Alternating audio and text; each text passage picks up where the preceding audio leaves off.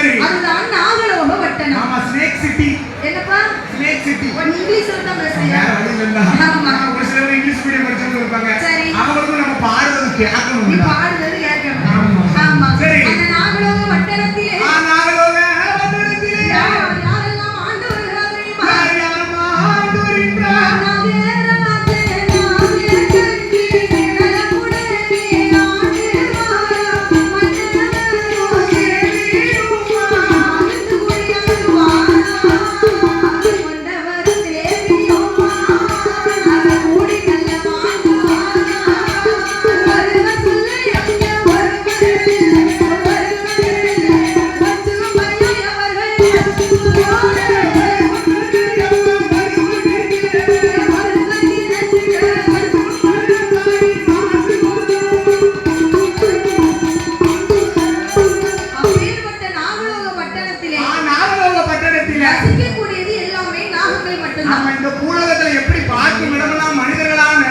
அதே போல நாகலோக பட்டணத்துல வசிக்கிறது எல்லாமே நாகங்கள். ஆனா அப்பேற்பட்ட நாகங்களுக்கெல்லாம் தலைவன் தலைவியாக வாழ்ந்து வருகிறார்கள். கண்டிப்பா தலைவன் தலைவி இருக்கவே ஆகணும். இருக்கணும் இல்லையா? 10 சனம் குடிச்சிருக்கனால ஒரு தலைவன் தலைவி இருந்தா அந்த 10 சனத்தையும் கண்ட்ரோல் பண்ண முடியும். அதே போல நாகலோக பட்டணத்திற்கு தலைவன் தலைவி சொன்னா நாகராஜ மன்னவன் நாகக்கண்ணி பெண்கொடியானவன். நாகராஜ மன்னவன் நாகக்கண்ணி பெண்கொடியானவன். அவங்க இருக்கக்கூடிய சொரூபம் எப்படின்னா எப்படிமா? தலை மட்டும் நம்மளை போல மனிதர்கள் தோற்றம். ஒரு தலையை பார்த்தா நம்மள போல இருக்கு. இந்த சேரசுக்கு கீழே உள்ள பாம்பின் தோற்றம். அடேங்கப்பா, அப்ப பாம்பு மனிதரும் சேர்ந்து இருக்காங்க. இரு விரலியா இருக்கிறது தான் நாகராஜன் நாகக்கண்ணி. காலையில கங்கா நாடகத்துல போடுவாங்க. அந்த மாதிரி கிடையாது.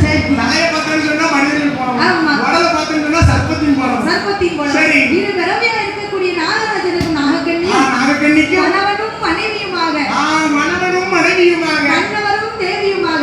மன்னவனும் நல்ல தேவியுமாக. கணவன் மனைவின்னு சொன்னா விட்டு கொடுத்து ஒற்றுமையா வாழணும். ஆமா, அவங்க ஒருவர் சொல்லி ஒருவர் கேட்டு வாழ வேண்டும். இப்போ இந்த மைக் இந்த ஸ்டாண்ட் எப்படி இருக்கு பாத்தியா? ஒற்றுமை பாத்தியா? 24 மணி நேரம் கையை பிடிச்சு பாட முடியுமா? முடியவே முடியாது. இது கணவனா இருந்தா இது மனைவியா இருக்கும். ஆமா, இது பொண்டாட்டியா இருந்தா அது புருஷனா இருக்கும். அப்படி இருக்கணும் கேட்டு வச்சு